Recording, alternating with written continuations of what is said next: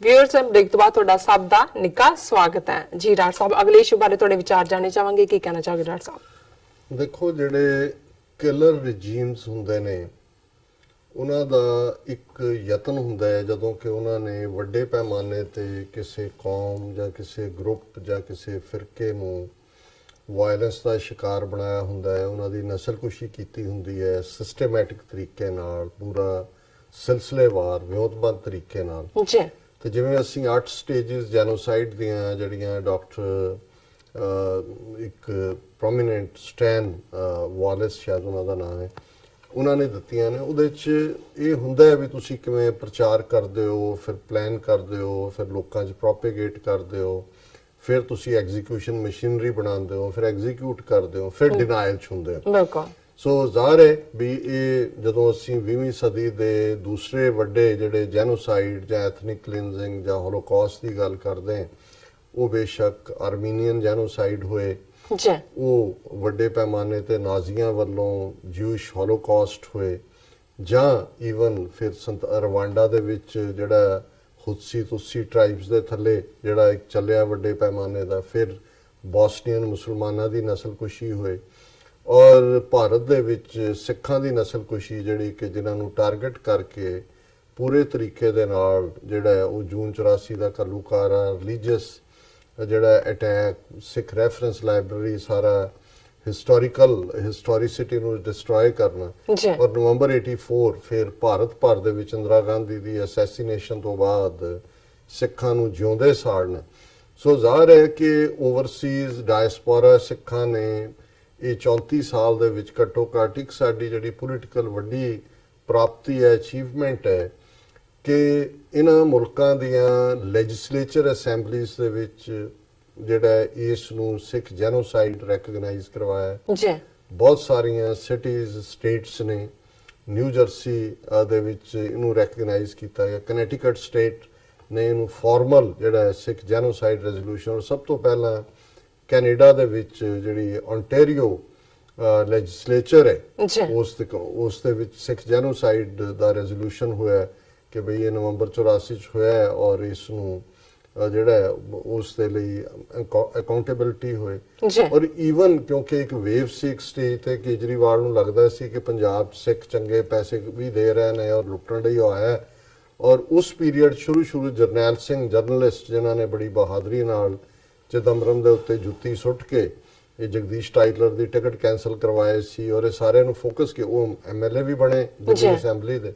ਸੋ even Delhi assembly ਨੇ ਵੀ ਜਿਹੜਾ ਇਹਨੂੰ ਜੈਨੋਸਾਈਡ ਰੈਕਗਨਾਈਜ਼ ਕੀਤਾ, ਲੇਕਿਨ ਇਹਦੇ ਬਾਵਜੂਦ ਜਿਹੜਾ ਔਰ ਈਵਨ ਰਾਜਨਾਥ ਸਿੰਘ ਨੇ ਇੱਕ ਜਿਹੜੀ ਇਲੈਕਸ਼ਨ ਰੈਲੀ ਦੇ ਵਿੱਚ ਜੈਨੋਸਾਈਡ ਕਿਹਾ, ਪਰ ਜਦੋਂ ਬਾਹਰਲੇ ਸਿੱਖਾਂ ਨੇ ਇਸ ਜੈਨੋਸਾਈਡ ਨੂੰ ਮੁੱਦਾ ਬਣਾ ਕੇ ਇਸ ਦੇ ਉੱਤੇ ਰੈਜ਼ੋਲੂਸ਼ਨਸ ਕਰਵਾਏ ਜਿਹੜੀਆਂ ਨੇ ਇਹਨਾਂ ਮੁਲਕਾਂ ਦੇ ਵਿੱਚ, ਔਰ ਇੱਕਦਮ ਇੰਡੀਅਨ ਗਵਰਨਮੈਂਟ ਨੇ ਆਫੀਸ਼ੀਅਲ ਪ੍ਰੋਟੈਸਟ ਕੀਤੇ। ਸਗੋਂ ਜਸਟਿਨ ਟਰੂਡੋ ਦੀ ਪਾਰਟੀ ਜਿਨ੍ਹਾਂ ਦੀ ਹਕੂਮਤ ਸੀ ਓਨਟਾਰੀਓ ਦੇ ਵਿੱਚ, ਜਦੋਂ ਨਵੰਬਰ 84 ਨੂੰ ਸਿੱਖ ਜੈਨੋਸਾਈਡ ਰੈਕਗਨਾਈਜ਼ ਕੀਤਾ, ਉਹਨਾਂ ਨੇ ਤਾਂ ਉਹਨੂੰ ਟਾਰਗੇਟ ਕੀਤਾ। ਫਿਰ ਕਿਵੇਂ ਜਸਟਿਨ ਟਰੂਡੋ ਨੂੰ, ਕੈਨੇਡਾ ਦੇ ਸਿੱਖ ਐਮਪੀਜ਼ ਨੂੰ ਕਿਵੇਂ ਜਿਹੜਾ ਹਿਊਮਿਲੇਟ ਕੀਤਾ, ਅੱਜ ਤੱਕ ਉਹਨੂੰ ਉਹ ਜਿਹੜੇ ਡਰੇ ਬੈਠੇ ਹੋਏ ਨੇ, ਮੁੜ ਕੇ ਉਹਨਾਂ ਨੇ ਉਸ ਕਿਸਮ ਦੀ ਲਾਈਨ ਹੀ ਨਹੀਂ ਲਈ ਹੈ। ਹਾਲਾਂਕਿ ਔਨ ਦਾ ਰਾਈਜ਼ ਹੈ ਐਨਡੀਪੀ, ਜਗਮੀਤ ਸਿੰਘ ਐਮਪੀ ਵੀ ਬਣੇ ਨੇ, ਔਰ ਆਉਣ ਵਾਲੀਆਂ ਚੋਣਾਂ ਤੋਂ ਬਾਅਦ ਇਸ ਗੱਲ ਦੀ ਪੋਸਿਬਿਲਿਟੀ ਹੋ ਸਕਦੀ ਹੈ।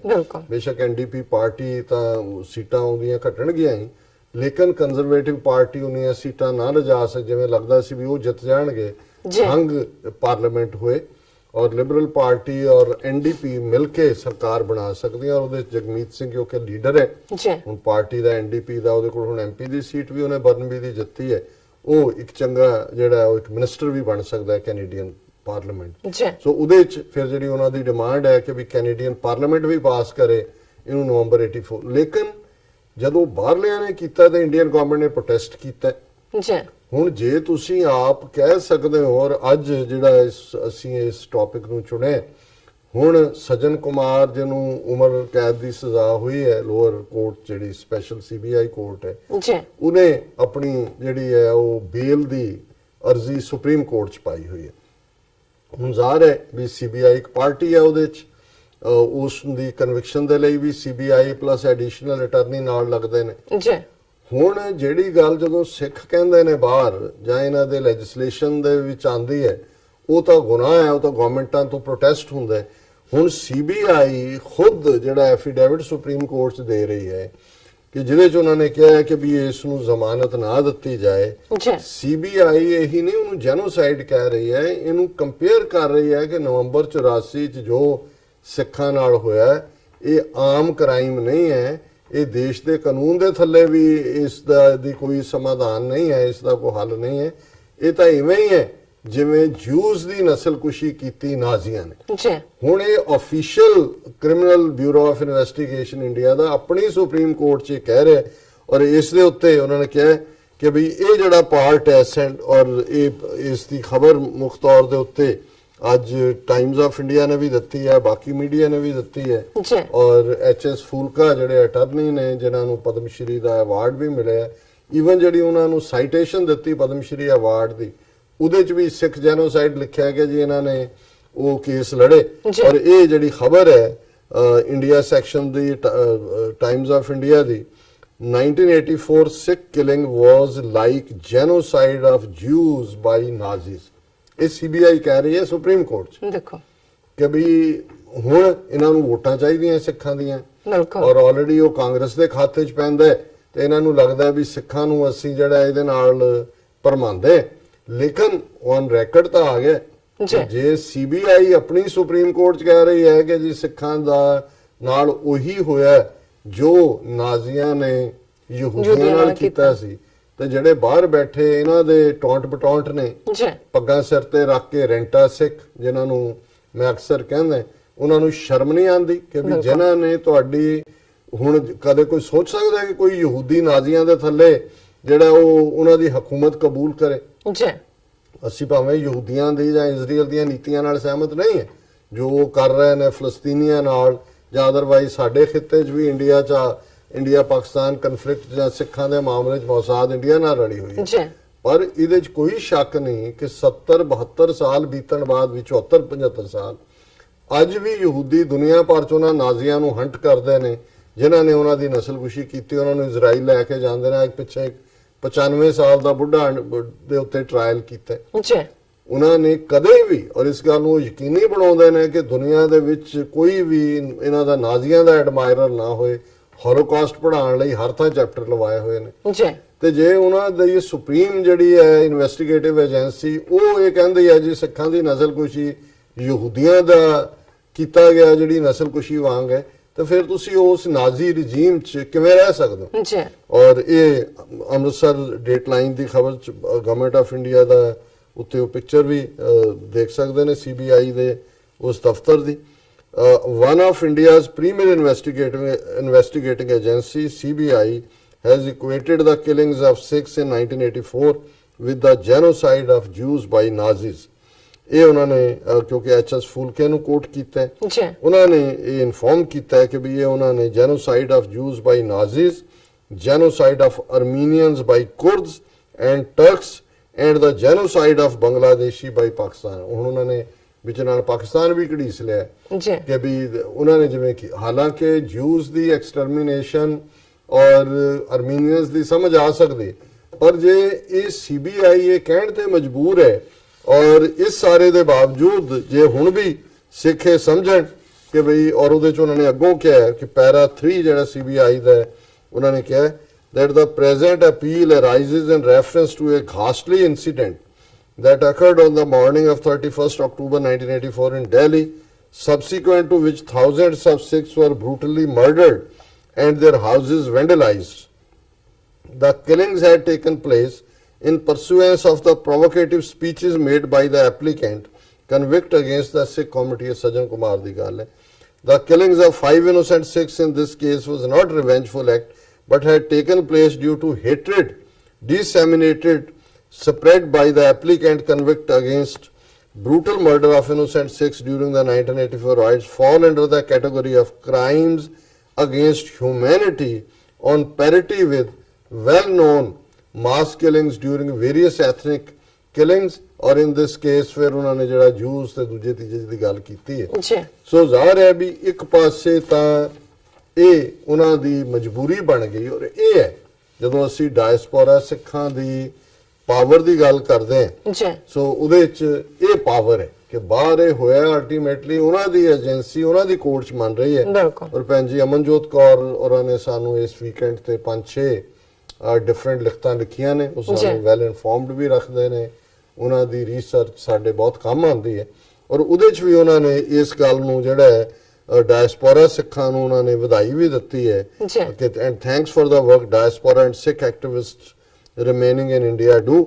ਔਰ ਇਹ ਕਿ ਉਸ ਦਾ ਨਤੀਜਾ ਹੈ ਕਿ ਅੱਜ ਜਿਹੜਾ ਪਹਿਲਾਂ ਤਾਂ ਦਿੱਲੀ ਅਸੈਂਬਲੀ ਨੇ ਕਿਹਾ ਸੀ ਪਰ ਹੁਣ ਇਹ ਜਿਹੜਾ ਉਹਨਾਂ ਨੇ ਮੰਨਿਆ CBI ਨੇ। ਔਰ ਇਸ ਦੇ ਨਾਲ ਲੇਕਿਨ ਗੱਲ ਇਸ ਨਾਲ ਸਿੱਖ ਖੁਸ਼ ਹੋ ਜਾਣ ਕੇ ਜੀ ਉਹਨਾਂ ਨੇ ਮੰਨ ਲਿਆ ਜੀ ਨਹੀਂ ਇਹ ਨਹੀਂ ਹੈ, ਅਜੇ ਤੱਕ ਵੀ ਲਗਾਤਾਰਤਾ ਨਾਲ ਉਹ ਹੇਟਰਡ ਵੀ ਜਾਰੀ ਹੈ। ਔਰ ਮੱਧ ਪ੍ਰਦੇਸ਼ ਦੇ ਵਿੱਚ ਸਿੱਖਾਂ ਨੂੰ ਕਿਹਨਾਂ ਕੰਡੀਸ਼ਨਸ ਦੇ ਵਿੱਚ ਰੱਖਿਆ, ਮੈਂ ਉਹੀ ਜਿਹੜਾ ਦਿੱਲੀ ਦਾ ਇਹਨਾਂ ਦਾ ਬਣਾਇਆ ਹੁਣ ਬੀਜੇਪੀ ਦਾ MLA ਪ੍ਰੈਜ਼ੀਡੈਂਟ ਹੈ ਉਹਦੀ ਜਿਹੜੀ ਹੈ ਮੈਂ ਲੈਟਰ ਨੂੰ ਹੀ ਰੈਫਰ ਕਰਾਂਗਾ। ਪਰ ਉਸ ਤੋਂ ਪਹਿਲਾਂ ਜਦੋਂ ਹੁਣ ਇਹ ਜ਼ਿਕਰ ਨਿਊਜ਼ੀਲੈਂਡ ਦੀਆਂ ਕਿਲਿੰਗਸ ਦਾ ਹੋਇਆ ਕਿ ਵੀ ਕਿਵੇਂ ਇਹ ਹੇਟਰੇਟ ਚੋਂ ਕੁਝ ਨਹੀਂ ਨਿਕਲਦਾ, ਨਵੰਬਰ 84 ਤੋਂ ਬਾਅਦ ਜੇ ਸਿੱਖਾਂ ਦੀ ਕਿਲਿੰਗ ਇਸ ਲੈਵਲ ਤੇ ਨਾ ਹੁੰਦੀ ਤਾਂ ਦੁਨੀਆ 'ਚ ਖਾਲਿਸਤਾਨ ਦੀ ਮੂਵਮੈਂਟ ਨਹੀਂ ਸੀ ਖੜੀ ਹੋਣੀ। ਇੱਕ ਪਾਸੇ ਇਹ ਥਾਟ ਹੈ ਪਰ ਉਹਨੂੰ ਕਾਊਂਟਰ ਕਰਨ ਲਈ ਇਹਨਾਂ ਦੇ ਹਿੰਦੂ ਤਵੀ ਜਿਹੜੇ ਸਾਬਕਾ ਫੌਜੀ ਆਫੀਸਰ ਨੇ, ਤੁਸੀਂ ਦੇਖੋ ਉਹ ਇੱਕ ਵੱਡੀਆਂ ਬਦਸ਼ਕਲ ਬੰਦਾ ਬਿਠਾਇਆ ਹੁੰਦਾ ਹੈ ਮੇਜਰ ਬਖਸ਼ੀ, ਜਿਹੜਾ ਮੋਦੀ ਨੂੰ ਕਹਿ ਰਿਹਾ ਹੈ ਬਿਲਕੁਲ ਠੀਕ ਨਹੀਂ ਕੀਤਾ, ਪਾਕਿਸਤਾਨ ਨੂੰ ਮਲੀਆਮੇਟ ਕਰ ਦੇਣਾ ਸੀ। ਇਦਾਂ ਦੇ ਬਹੁਤ ਸਾਰੇ ਉਹਨਾਂ ਨੇ ਹੋਰ ਵੀ ਬਿਠਾਏ ਹੋਏ ਨੇ। ਉਹਨਾਂ 'ਚ ਇੱਕ ਮੇਜਰ ਰਮੇਸ਼ ਉਪਾਧਿਆਏ ਹੈ, ਇਹ ਰਿਟਾਇਰਡ, ਔਰ ਉਹਨੇ ਇਸ ਦੇ ਉੱਤੇ ਜਿਹੜਾ ਟਵੀਟ ਕੀਤਾ you may or may not agree but the Sikh genocide in Delhi 1984 and the anger manifested towards them across the country on the brutal killings of Indira Gandhi is one of the main factors of erosion of Khalistani movement across Punjab and later years।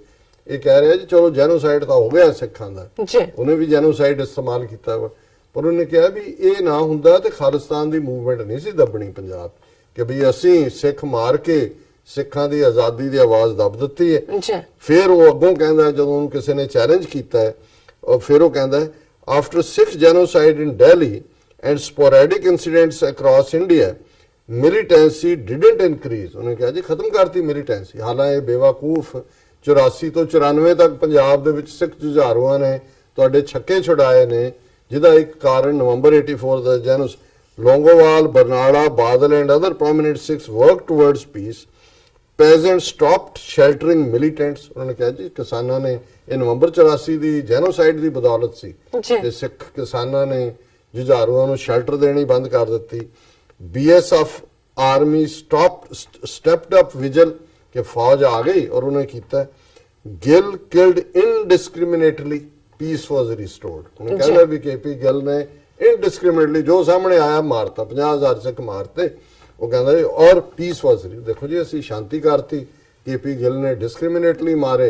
ਇਹ ਫੌਜ ਦਾ major ਇਹ mind set ਹੈ ਜਿਹੜਾ ਕਿ ਅੱਜ ਕੰਮ ਕਰ ਰਿਹਾ ਉੱਥੇ ਹਿੰਦੂ ਤਵੀਆਂ ਦੇ। ਔਰ ਦੂਸਰੇ ਔਰ ਜਿਹੜੀ ਕਰੰਟ ਜੇ ਅਸੀਂ ਗੱਲ ਨਾ ਕਰੀਏ ਕਿ ਭਾਈ ਕੋਈ ਕਹੇਗਾ ਕਿ ਜੀ ਉਹ ਤਾਂ ਇੱਕ ਵਾਰ ਹੋ ਗਿਆ ਜੀ, ਉਦੋਂ ਇੰਦਰਾ ਗਾਂਧੀ ਨੂੰ ਨਾ ਮਾਰਦੇ ਕੀ, ਹੁਣ ਉਹੀ ਜਿਹਨੂੰ ਜੈਨੋਸਾਈਡ ਕਹਿ ਰਹੀ ਹੈ CBI, ਉਹੀ ਜੈਨੋਸਾਈਡ ਕਰਨ ਵਾਲਾ ਇੱਕ ਵੱਡਾ ਜਿਹੜਾ ਐਕਟਰ ਕਮਲਨਾਥ, ਜਿਹਨੇ ਖੁਦ ਰਕਾਬਗੰਜ ਗੁਰਦੁਆਰੇ ਦੇ ਬਾਹਰ ਪਾਰਲੀਮੈਂਟ ਚੋਂ ਨਿਕਲ ਕੇ ਭੀੜ ਲੀਡ ਕੀਤੀ, ਜਿਹਨੇ ਇੱਕ ਪਿਓ ਤੇ ਪੁੱਤਰ ਨੂੰ ਜਿਉਂਦੇ ਸਾੜਿਆ, ਉਹ ਹੁਣ ਮੱਧ ਪ੍ਰਦੇਸ਼ ਦਾ ਚੀਫ ਮਿਨਿਸਟਰ ਬਣਾਇਆ ਕਾਂਗਰਸ ਨੇ। ਔਰ ਮੱਧ ਪ੍ਰਦੇਸ਼ ਕੀ ਹੋ ਰਿਹਾ, ਇਹ ਜਿਹੜਾ ਹੁਣ ਦਿੱਲੀ ਕਮੇਟੀ ਦਾ ਪ੍ਰਧਾਨ ਬਣਾਇਆ BJP ਦਾ MLA, ਉਹਦੀ ਸਟੇਟਮੈਂਟ ਸੁਣ ਲਓ ਕਿ Delhi Sikh Gurdwara Management Committee takes strong notice of imposing unacceptable conditions for Sikhs to avail water for drinking and irrigation in Madhya Pradesh। Madhya Pradesh ਦਾ ਇੱਕ ਇਲਾਕਾ ਅਸ਼ੋਕ ਨਗਰ ਡਿਸਟ੍ਰਿਕਟ ਹੈ, ਉਸ ਦੇ ਵਿੱਚ ਜਿਹੜੇ ਉੱਥੋਂ ਦੇ ਹਿੰਦੂ ਕਰਾਊਡ ਹੈ, ਹਿੰਦੂ ਲੋਕ ਨੇ, ਉੱਥੇ ਸਿੱਖ ਪਰਿਵਾਰਾਂ ਦੇ ਉੱਤੇ ਕੰਡੀਸ਼ਨ ਲਾਈ ਹੈ ਵੀ ਤੁਹਾਨੂੰ ਪੀਣ ਲਈ ਪਾਣੀ ਔਰ ਖੇਤਾਂ ਲਈ ਪਾਣੀ ਤਾਂ ਹੀ ਦੇਾਂਗੇ, ਪਹਿਲਾਂ ਆਪਣੇ ਮੂੰਹ ਸਿਰ ਮਨਾਓ, ਬਿਲਕੁਲ ਇਸ ਤੋਂ ਬਿਨਾਂ ਤੁਹਾਨੂੰ ਅਸੀਂ ਨਹੀਂ ਦੇਾਂਗੇ। ਔਰ ਇਹ ਗੱਲ ਜੇ ਦਿੱਲੀ ਕਮੇਟੀ ਦਾ ਪ੍ਰੈਜ਼ੀਡੈਂਟ ਇਹ ਕਹਿ ਰਿਹਾ, ਪ੍ਰੋਟੈਸਟ ਕਰ ਰਿਹਾ ਜੀ, ਚਿੱਠੀ ਲਿਖੀ ਹੈ, ਉਹਨਾਂ ਨੇ ਕਿਹਾ ਕਿ ਵੀ ਉਹਨਾਂ ਲੋਕਾਂ ਨੂੰ ਜਿਹੜੇ ਫਰੀडम ਆਫ ਰਿਲੀਜਨ 'ਚ ਰੁਕਾਵਟ ਨੇ ਉਹ ਜਿਹੜਾ ਉਹਨਾਂ ਤੇ ਕੇਸ ਬਣਾਓ। Delhi Sikh Gurdwara management committee has taken strong notice of an incident occurred in Ashoknagar district of Madhya Pradesh, where strong unacceptable condition was being imposed for Sikhs to avail water for drinking and irrigation, and the body has asked the state chief minister to book and punish guilty under the stringent provisions provided in the constitution. ਹੁਣ ਉਹਦੇ ਚ ਕੀ ਹੈ, ਉਹਦੇ ਚੋਂ ਸਾਰਿਆਂ ਦੇ ਨਾਂ ਦਿੱਤੇ ਹੋਏ ਨੇ ਕਿ ਜੀ ਉਹਨਾਂ ਨੇ ਬਿਆਨ ਦਿੱਤਾ ਹੈ। ਪਰ ਜਿਹੜੀ ਘਟਨਾ, it is shocking to know that in village Mathana district Ashoknagar in Madhya Pradesh, Gursikh families were denied water for drinking and irrigation purposes. ਉਹਨਾਂ ਨੂੰ ਕਿਹਾ ਜੀ ਤੁਹਾਨੂੰ ਅਸੀਂ ਪਾਣੀ ਨਹੀਂ ਦੇਣਾ, ਨਾ ਪੀਣ ਲਈ ਨਾ ਖੇਤਾਂ ਲਈ। They said that it is most horrifying to note that these families have been asked to shorn their hair and beard for availing the facility of water. They said everyone in the world, especially India, knows that hair and beard are integral part of Sikh way of life, and every Sikh follows tenets as asked by the Sikh Guru Sahib. ਹੁਣ ਉਹ ਇਸ district ਦੇ ਇਸ ਪਿੰਡ ਦੇ ਲੋਕ ਸਿੱਖਾਂ ਨੂੰ ਉਹਨੇ ਕਿਹਾ ਕਿ ਜੀ ਆਪਣੇ ਜਿਹੜੇ ਕੇਸ ਕਤਲ ਕਰਵਾਓ, ਸਾਡੇ ਵਰਗੀਆਂ ਸ਼ਕਲਾਂ ਬਣਾਓ ਜੇ ਤੁਸੀਂ ਇੱਥੋਂ ਪਾਣੀ ਲੈਣਾ। ਫਿਰ ਹੁਣ ਜੇ ਇਹ ਹਾਲਤ ਹੈ, ਇਹੀ ਮੱਧ ਪ੍ਰਦੇਸ਼ ਹੈ ਜਿੱਥੇ ਇਹ ਕਮਲਨਾਥ ਚੀਫ ਮਿਨਿਸਟਰ ਬਣੇ। ਇਹੀ ਕਮਲਨਾਥ ਹੈ ਜਿਹਨੇ 3 ਮੁਸਲਮਾਨ ਨੌਜਵਾਨ ਜਿਹੜੇ ਨੇ ਉਹਨਾਂ ਦੇ ਉੱਤੇ ਨੈਸ਼ਨਲ ਸਿਕਿਉਰਿਟੀ ਐਕਟ ਲਾਇਆ ਕਿਉਂਕਿ ਉਹਨਾਂ ਦੇ ਉੱਤੇ ਗਊਆਂ ਨੂੰ ਮਾਰਨ ਦਾ ਦੋਸ਼ ਸੀ। ਕੋਈ ਫੈਸਲਾ ਨਹੀਂ ਆਇਆ ਜੱਜ ਦਾ। ਸੋ ਇਹਨਾਂ ਹਾਲਾਤਾਂ ਦੇ ਵਿੱਚ ਜਿਹੜਾ ਇਹਨਾਂ ਨੇ ਬਿਆਨ ਦੇ ਦਿੱਤਾ, ਖਬਰ ਸਾਹਮਣੇ ਆ ਗਈ।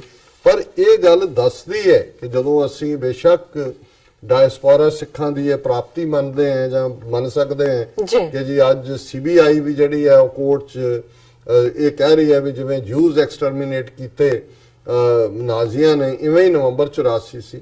ਪਰ 34 ਸਾਲ ਬਾਅਦ ਇਹ ਨਵੰਬਰ 84 ਫਿਰ ਵਾਪਰ ਰਿਹਾ ਹੈ। ਮੱਧ ਪ੍ਰਦੇਸ਼ ਦੇ ਸਿੱਖ ਕਿਸ ਹਾਲਤ ਦੇ ਵਿੱਚ ਹੋਣਗੇ ਜਿਨ੍ਹਾਂ ਨੂੰ ਪੀਣ ਦਾ ਪਾਣੀ ਜਿਹੜਾ ਉਹ ਨਹੀਂ ਲੈਣ ਦੇ ਰਹੇ, ਇਰੀਗੇਸ਼ਨ ਦਾ ਨਹੀਂ ਹੈ। ਸੋ ਅੱਜ ਵੀ ਜਿਹੜਾ ਤਬਕਾ, ਔਰ ਇਹੀ ਗੱਲ ਜਦੋਂ ਕੱਲ ਮੈਂ ਐਡਰੈਸ ਕਰਨਾ ਸੀ ਤੇ ਉਸ ਤੋਂ ਪਹਿਲਾਂ ਉਹਨਾਂ ਦੀ ਟੀਮ ਨੇ ਮੈਨੂੰ ਕਿਹਾ ਜੀ ਤੁਸੀਂ ਇਹ ਦੱਸੋ ਸਿੱਖਾਂ ਨੂੰ ਕਿ ਵੀ ਉਹ ਗੁਲਾਮ ਨੇ ਜਿਹੜੇ ਅੱਜ ਵੀ ਜਿਹੜੇ ਉਸ ਮਾਹੌਲ ਦੇ ਵਿੱਚ ਨਹੀਂ। ਤੇ ਮੈਂ ਆਪਣੀ ਸਪੀਚ ਦੇ ਵਿੱਚ ਵੀ ਇਹ ਕਿਹਾ, ਮੈਂ ਕਿਹਾ ਜੀ ਇੱਕ ਪਾਸੇ ਵੈਸੇ ਤਾਂ ਉਹਨਾਂ ਨੂੰ ਮੈਂ ਪਹਿਲਾਂ ਕਿਹਾ, ਮੈਂ ਕਿਹਾ ਜੀ ਜੇ 34 ਸਾਲ ਬਾਅਦ ਕਿਸੇ ਸਿੱਖ ਨੂੰ ਇਹ ਦੱਸਣ ਦੀ ਲੋੜ ਹੈ ਵੀ ਤੂੰ ਗੁਲਾਮ ਹੈ ਤੇ ਖਾਲਿਸਤਾਨ ਕਿਉਂ ਚਾਹੀਦਾ, ਫਿਰ ਮੈਂ ਕਿਹਾ ਅਸੀਂ ਜਿਹੜਾ ਉਹ ਕਾਮਯਾਬ ਨਹੀਂ ਹੈ। ਬਿਲਕੁਲ। ਪਰ ਮੈਂ ਕਿਹਾ ਜੀ ਹਾਂ, ਇੱਕ ਕਲਾਸ ਉਹਨਾਂ ਗੁਲਾਮਾਂ ਦੀ ਹੈ, ਰੈਂਟਾ ਸਿੱਖਾਂ ਦੀ। ਉਹਨਾਂ ਬਾਰੇ ਮੈਂ ਉਸ ਆਪਣੀ ਸਪੀਚ ਦੇ ਵਿੱਚ ਵੀ ਕਿਹਾ ਕਿ ਇੱਕ ਕਹਾਣੀ ਹੈ ਕਿ ਇੱਕ ਬਾਦਸ਼ਾਹ ਆਪਣੇ ਗੁਲਾਮਾਂ ਦੇ ਨਾਲ ਸ਼ਿਕਾਰ ਦੇ ਉੱਤੇ ਚੜ੍ਹੇ ਔਰ ਉਹ ਜਾ ਰਿਹਾ ਸੀ ਸ਼ਿਕਾਰ ਦੇ ਉੱਤੇ ਜੰਗਲ 'ਚ, ਉਹਨੂੰ ਨਿੱਛ ਆਈ ਜ਼ੋਰ ਦੀ ਔਰ ਉਹਦਾ ਲਿਬੜ ਗਿਆ ਮੂੰਹ। ਉਹਨੇ ਗੁਲਾਮ ਨੇ ਨਾਲ ਦੀ ਨਾਲ ਉਹਨੇ ਕਿਹਾ, ਉਹਨੇ ਆਪਣੀ ਪੱਗ ਲਾ ਕੇ ਉਹਨੇ ਉਹਦੀ ਪੱਗ ਲਾਈ, ਆਪਣਾ ਨੱਕ ਪੂੰਝਿਆ ਤੇ ਉਹਨੂੰ ਵਾਪਸ ਕਰਤਾ। ਉਹਨੇ ਬੜੇ ਰਿਸਪੈਕਟ ਦੇ ਨਾਲ ਉਹ ਪੱਗ ਰੱਖੀ। ਫਿਰ ਉਹ ਆਪਣੇ ਘਰ ਜਾ ਕੇ ਵੀ ਇਲਾਕੇ ਦੇ ਲੋਕਾਂ ਨੂੰ ਉਹ ਦੱਸਦਾ ਫਿਰੇ ਕਿ ਜੀ ਇਹ ਜਿਹੜਾ ਹੈ ਇਸ ਨਾਲ ਇਹ ਮੇਰੀ ਪੱਗ ਹੈ, ਬੜੀ ਮੈਂ ਫਖਰ ਮਹਿਸੂਸ ਕਰਦਾ ਕਿ ਬਾਦਸ਼ਾਹ ਨੇ ਇਹਦੇ ਨਾਲ ਨੱਕ ਪੂੰਝਿਆ ਸੀ। ਮੈਂ ਕਿਹਾ ਜੀ ਇਹ ਹੈ ਗੁਲਾਮੀ। ਸੋ ਮੈਂ ਕਿਹਾ ਵੀ ਇਹ ਜਿਹੜੇ ਰੈਂਟਾ ਸਿੱਖ ਨੇ ਜਾਂ ਉੱਥੇ ਕੁਝ ਰੈਂਟਾ ਮੁਸਲਮ ਵੀ BJP ਲਈ ਕੰਮ ਕਰਦੇ ਨੇ, ਇਹਨਾਂ ਦਾ ਤਾਂ ਤੁਸੀਂ ਕੁਝ ਨਹੀਂ ਕਰ ਸਕਦੇ। ਪਰ ਘੱਟੋ ਘੱਟ ਜਿਹੜੀਆਂ ਜਾਗਦੀਆਂ ਜ਼ਮੀਰਾਂ ਵਾਲੇ ਨੇ, ਔਰ ਇਹ ਗੱਲ ਬਿਲਕੁਲ ਠੀਕ ਹੈ ਕਿ ਡਾਇਸਪੋਰਾ ਕਮਿਊਨਿਟੀਜ਼ ਹੀ ਅੱਜ ਗੇਮ ਚੇਂਜਰ ਨੇ। ਦੁਨੀਆ 'ਚ ਕਿਤੇ ਦੇਖ ਲਓ ਜਿੱਥੇ ਵੀ ਜੇ ਕਿਤੇ ਰੈਕਗਨੀਸ਼ਨ ਹੋਈ ਹੈ ਕਿਸੇ ਮੁਲਕ ਦੀ, ਜਾਂ ਈਵਨ ਸਕਾਟਲੈਂਡ ਦਾ ਇਸ਼ੂ ਜਾਂ ਦੂਸਰੇ ਇਸ਼ੂ ਨੇ, ਆਇਰਲੈਂਡ ਨਾਰਦਰਨ ਆਇਰਲੈਂਡ ਦੇ ਮੁੱਦੇ ਤੇ ਅਮਰੀਕਾ ਦੇ ਆਇਰਿਸ਼ ਲੋਕਾਂ ਨੇ ਮੇਨ ਰੋਲ ਅਦਾ ਕੀਤਾ ਸੀ ਜਦੋਂ ਈਵਨ ਪੀਸ ਅਕੋਰਡ ਵੀ ਹੋਇਆ। ਇਸੇ ਤਰ੍ਹਾਂ ਬਾਕੀ ਮੁਲਕਾਂ ਦੇ ਲੈਵਲ ਤੇ ਆਰਮੀਨੀਅਨ ਜੈਨੋਸਾਈਡ ਰੈਕਗਨਾਈਜ਼ ਕਰਵਾਉਣ ਲਈ ਅਮਰੀਕਾ ਵਿਚਲੇ ਆਰਮੀਨੀਅਨਸ ਦਾ ਰੋਲ ਹੈ। ਔਰ ਅੱਜ ਈਵਨ ਇਕਨੋਮੀ ਵੀ ਔਰ ਪੋਲੀਟੀਕਲ ਸਟਰੈਂਥ ਵੀ ਇਜ਼ਰਾਈਲ ਬਣਾਉਣ ਦੇ ਵਿੱਚ ਜੂਸ਼ ਡਾਇਸਪੋਰਾ ਦਾ ਰੋਲ ਹੈ। ਸੋ 5 ਮਿਲੀਅਨ ਸਿੱਖ ਡਾਇਸਪੋਰਾ, ਮੈਂ ਕੱਲ ਵੀ ਕਿਹਾ ਸੀ ਕਿ ਜਿਨ੍ਹਾਂ ਨੇ ਆਪਣੀਆਂ ਜ਼ਮੀਰਾਂ ਭਾਰਤ ਦੇ ਹਾਕਮਾਂ ਕੋਲ ਨਹੀਂ ਵੇਚੀਆਂ ਹੋਈਆਂ, ਉਹਨਾਂ ਨੇ ਆਲਰੇਡੀ ਪੇਸ਼ਕਦਮੀ ਕੀਤੀ। ਔਰ ਇਹੀ ਪੇਸ਼ਕਦਮੀ ਜਿਹੜੀ ਹੈ ਅੱਜ ਨਾਨ ਬਾਈਂਡਿੰਗ ਹੈ, ਕੱਲ ਨੂੰ ਬਾਈਂਡਿੰਗ ਹੋ ਜਾਏਗਾ। ਔਰ ਇਹ ਵੇੜਾ ਨਹੀਂ ਹੈ ਕਿ ਅਸੀਂ ਜਿਹੜੇ ਲੋਕ ਕੰਮ ਕਰਨ ਵਾਲੇ ਨੇ, ਅਸੀਂ ਹਰ ਗੱਲ ਨਾਲ ਹਰ ਇੱਕ ਦੇ ਭਾਵੇਂ ਨਾ ਸਹਿਮਤ ਹੋਈਏ। ਬੜੀ ਇੰਪੋਰਟੈਂਟ ਅਮਰੀਕਨ ਐਕਸਪ੍ਰੈਸ਼ਨ ਹੈ, ਵੀ ਐਗਰੀ ਟੂ ਡਿਸਐਗਰੀ। ਅਸੀਂ ਇਸ ਗੱਲ ਨਾਲ ਸਹਿਮਤ ਹੋਈਏ ਕਿ ਅਸੀਂ ਅਸਹਿਮਤ ਹੋ ਸਕਦੇ, ਲੇਕਿਨ ਇਸ ਵੇਲੇ ਸਾਡਾ ਇੱਕੋ ਹੀ ਨਿਸ਼ਾਨਾ ਹੋਣਾ ਚਾਹੀਦਾ, ਇਸ ਤੇ ਹੀ ਫੋਕਸ ਹੋਣਾ ਚਾਹੀਦਾ। ਜਿਵੇਂ ਭਾਈ ਗੁਰਦਾਸ ਜੀ ਨੇ ਫਰਮਾਇਆ, ਕਿਸ ਉਦਮ ਤੇ ਰਾਜ ਮਿਲੇ, ਸ਼ਤਰੂ ਤੇ ਸਭ ਹੋਵੇ ਮਿੱਤ। ਜੀ ਕਿ ਕੀ ਐਫਰਟ ਕੀਤਾ ਜਾਏ, ਕੀ ਸਟ੍ਰੈਟਜੀ ਹੋਏ, ਕੀ ਵਿਉਂਤਬੰਦੀ ਹੋਏ, ਕੀ ਨੇ ਉਹ ਰੈਫਰੈਂਡਮ ਹੈ ਜਾਂ ਪੀਸਫੁਲੀ ਕੋਈ ਹੋਰ ਤਰੀਕਾ ਹੈ, ਜਾਂ ਉੱਥੇ ਜਿਹੜਾ ਉਹ ਚੁੰਕਾਰ ਅਜ਼ ਹਮਾ ਹੀਲ ਤੇ ਦਰਗੁਜ਼ਸਤ ਹਲਾਲ ਅਸਤ ਬੁਰਦਨ ਬਾ ਸ਼ਮਸ਼ੀਰ ਦਸਤ, ਜਿਹੜੇ ਉਸ ਰਸਤੇ ਤੇ ਵੀ ਨੇ ਭਾਈ, ਆਲ ਮੀਨਸ ਪੋਸੀਬਲ। ਪਰ ਭਾਈ ਗੁਰਦਾਸ ਯਾਦ ਕਰਵਾਉਂਦੇ ਨੇ ਕਿ ਪੋਲੀਟੀਕਲ ਪਾਵਰ ਐਸੀ ਚੀਜ਼ ਹੈ ਜਦੋਂ ਸ਼ਤਰੂ ਦੋਸਤ ਬਣਦਾ। ਜੀ ਉਸ ਤੋਂ ਬਿਨਾ ਤੁਸੀਂ ਤਰਲੇ ਹੀ ਲੈਂਦੇ ਹੋ। ਅਸੀਂ ਕਰਤਾਰਪੁਰ ਕੋਰੀਡੋਰ ਨੂੰ ਲੈ ਕੇ ਦੇਖ ਰਹੇ ਹਾਂ ਕਿ ਕੀ ਇੰਡੀਅਨ ਗਵਰਨਮੈਂਟ ਦੀ ਪੋਜੀਸ਼ਨ ਹੈ, ਕਿਵੇਂ ਉਹਨੂੰ ਉਹ ਬਲੌਕ ਕਰ ਰਹੇ ਨੇ ਬਾਈ ਐਵਰੀ ਮੀਨਸ ਪੋਸੀਬਲ। ਤੇ ਅਸੀਂ ਘੱਟੋ ਘੱਟ ਇਹ ਦੇਖੀਏ ਕਿ ਵੀ ਅਲਟੀਮੇਟਲੀ ਦਰਿਆਏ ਜਮਨਾ ਤੋਂ ਵਾਘਾ ਤੱਕ ਸਾਡਾ ਹੋਮਲੈਂਡ ਜਿਹੜਾ ਕਿ ਇੰਡੀਅਨ ਆਕੂਪੇਸ਼ਨ ਦੇ ਥੱਲੇ ਹੈ, ਇਸ ਨੂੰ ਅਸੀਂ ਲਿਬਰੇਟ ਕਰਵਾਉਣਾ ਹੈ। ਇਹੀ ਸੋਲੂਸ਼ਨ ਹੈ ਅਲਟੀਮੇਟਲੀ ਸਾਊਥ ਏਸ਼ੀਆ ਚ ਪਰਮਾਨੈਂਟ ਪੀਸ ਦਾ, ਸਟੇਬਿਲਿਟੀ ਦਾ, ਪ੍ਰੋਸਪੈਰਿਟੀ ਦਾ। ਭਾਰਤ, ਪਾਕਿਸਤਾਨ, ਚੀਨ ਤਿੰਨੋਂ ਹੀ ਨਿਊਕਲੀਅਰ ਪਾਵਰਸ, ਹੌਸਟਾਈਲ ਪਾਵਰਸ, ਉਹਨਾਂ ਦੇ ਵਿਚਕਾਰ ਖਾਲਿਸਤਾਨ ਸਟੇਟ ਜਿਹੜੀ ਕਿ ਇਹਨਾਂ ਦੇ ਲਈ ਇੱਕ ਬਫਰ ਦੇ ਤੌਰ ਦੇ ਉੱਤੇ ਜਦੋਂ ਬਣੇਗੀ ਤੇ ਸਾਰਿਆਂ ਦੇ ਨਾਲ ਹੀ ਸਾਡੀ ਦੋਸਤੀ ਹੋਏਗੀ, ਔਰ ਇਹੀ ਉਸ ਖਿੱਤੇ ਦੇ ਵਿੱਚ ਜਿਹੜੀ ਹੈ ਪਰਮਾਨੈਂਟ ਅਮਨ ਜਿਹੜਾ ਹੈ ਉਹ ਐਸਟੈਬਲਿਸ਼ ਕਰ ਸਕੇ। ਜੀ ਡਾਕਟਰ ਸਾਹਿਬ, ਤੁਹਾਡਾ ਬਹੁਤ ਬਹੁਤ ਸ਼ੁਕਰੀਆ। ਇੱਥੇ ਲੈਣੇ ਬ੍ਰੇਕ ਪੇਜ ਤੋਂ ਪਹਿਲਾਂ ਅਸੀਂ ਆਪਣੇ ਦਰਸ਼ਕਾਂ ਤੇ ਸਰੋਤਿਆਂ ਨੂੰ ਫਿਰ ਦੁਬਾਰਾ ਅਪੀਲ ਤੇ ਬੇਨਤੀ ਕਰਦੀ ਹਾਂ ਵੀਅਰਸ, ਜਿਸ ਤਰ੍ਹਾਂ ਕਿ ਤੁਸੀਂ ਜਾਣਦੇ ਹੋ ਕਿ ਟੀਵੀ 84 ਇੱਕ ਪੰਥਕ ਚੈਨਲ ਹੈ। ਟੀਵੀ 84 ਸਿੱਖਾਂ, ਕਸ਼ਮੀਰੀਆਂ ਤੇ ਭਾਰਤੀਆਂ ਨੌਰਥ ਈਸਟ ਸਟੇਟਾਂ ਦੇ ਲੋਕਾਂ ਦੇ ਸਵੈ ਨਿਰਣੇ ਦੇ ਹੱਕਾਂ ਦਾ ਹਾਮੀ ਹੈ। ਅਸੀਂ ਚਾਹਾਂਗੇ ਕਿ ਤੁਸੀਂ ਟੀਵੀ 84 ਦੀ ਵੱਧ ਤੋਂ ਵੱਧ ਮਾਈਕ ਸਹਾਇਤਾ ਕਰੋ। ਤੁਸੀਂ ਆਪਣੀ ਮਾਈਕ ਸਹਾਇਤਾ ਸਾਡੀ ਵੈਬਸਾਈਟ tv84.tv ਤੇ ਜਾ ਕੇ ਪੇਪਲ ਦੀ ਵਰਤੋਂ ਕਰਕੇ ਵਨ ਟਾਈਮ ਡੋਨੇਟ ਕਰ ਸਕਦੇ ਹੋ, ਮੰਥਲੀ ਡੋਨੇਟ ਵੀ ਕਰ ਸਕਦੇ ਹੋ। ਤੁਸੀਂ ਟੀਵੀ 84 ਦੇ ਨਾਮ ਤੇ ਚੈੱਕ ਬਣਾ ਕੇ ਸਾਨੂੰ ਮੇਲ ਵੀ ਕਰ ਸਕਦੇ ਹੋ। ਸਾਡੇ ਇਸ ਪਤੇ ਤੇ 36-01 37th ਐਵਨਿਊ, ਲੌਂਗ ਆਈਲੈਂਡ ਸਿਟੀ, ਨਿਊਯਾਰਕ 11101 USA, ਜਾਂ ਫਿਰ ਤੁਸੀਂ ਸਾਨੂੰ ਫੋਨ ਰਾਹੀਂ ਵੀ ਸੰਪਰਕ ਕਰ ਸਕਦੇ ਹੋ ਸਾਡੇ ਫੋਨ ਨੰਬਰ ਤੇ 5164060694। Thank you so much viewers, ਤੁਸੀਂ ਨਾਲ ਇਸ ਤਰ੍ਹਾਂ ਬਣੇ ਰਹਿਣਾ। ਮਿਲਦੇ ਹਾਂ ਛੋਟੇ ਜਿਹੇ ਬ੍ਰੇਕ ਤੋਂ ਬਾਅਦ।